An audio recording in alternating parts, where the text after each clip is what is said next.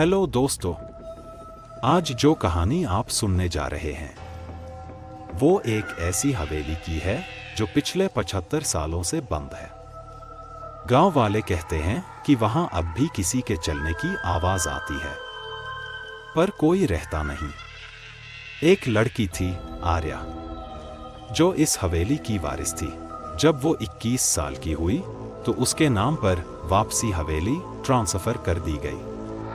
आर्या ने सबकी बातों को मजाक समझा और हवेली में अकेली रहने चली गई। पर उसके बाद जो हुआ वो सिर्फ हवेली ही जानती है। आइए सुनते हैं वापसी हवेली।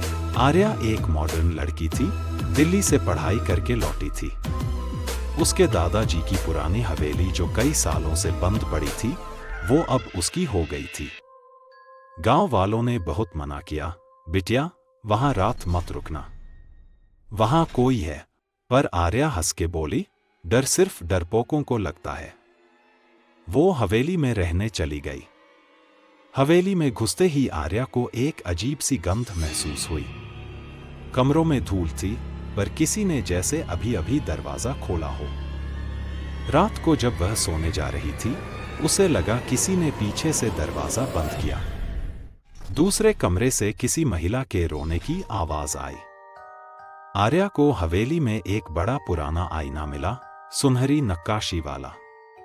जैसे ही उसने उसमें झांका उसे एक पल को किसी और का चेहरा दिखा।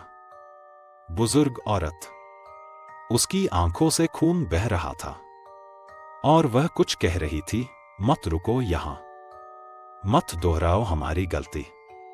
आर्या को दादाजी का एक पुराना रजिस्टर मिला जिसमें 1950 से पहले की बातों का जिक्र था।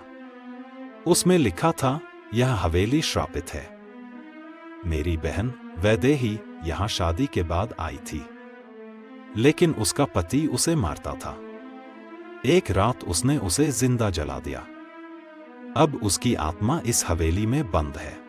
रात को आर्या को अचानक नींद में किसी ने खींचा।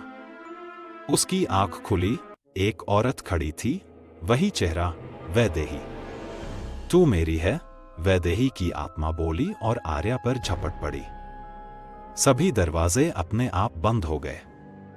हवेली का हर कमरा जलने लगा, जैसे अतीत फिर से दोहराया जा रहा। अगले दिन गांव वालों ने देखा, हवेली की खिड़कियां टूटी हुई थीं और आंगन में एक लड़की की जली हुई चूड़ियां पड़ी थीं। कोई अंदर नहीं था। अब हवेली की खिड़की पर हर रात एक परछाई दिखती है, एक लड़की की जो अंदर से बाहर देख रही होती है। कुछ कहानियां अधूरी नहीं होती, वो हर पीढ़ी में दोहराई जाती हैं। वापसी हवेली सिर्फ एक हवेली नहीं, वो एक पिंजरा है, जहां से आत्मा नहीं जाती, बस शरीर बदलते हैं।